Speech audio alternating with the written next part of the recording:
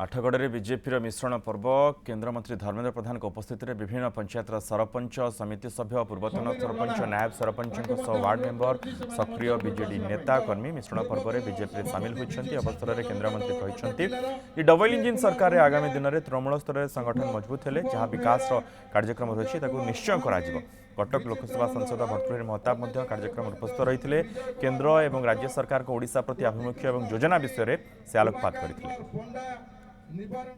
ओडिशार गरीब लोकंकर कल्याण करवा युवकर हाथ को काम उपलब्ध करवा महिला मानकर स्वाभिमान और अर्थनैतिक सशक्तिकरण करवा गरीबर कल्याण करवा एगुड़िक आमर दायित्व या आहरी अधिका सामाजिक कार्यकर्ता सामाजिक नेता सरपंच समिति पूर्वतन जनप्रतिनिधि एमाने बहुत संख्यार बहुत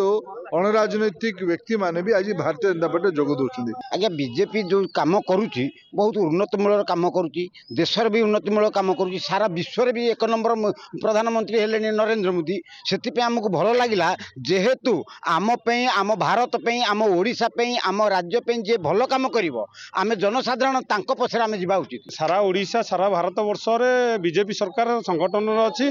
दलित कार्यक्रम अच्छी आउ शासन भी करुच्ची आमे देखिलु मो गाँव लोक मोर वार्ड लोक मोर पंचायत लोक मु किछि गोटे करी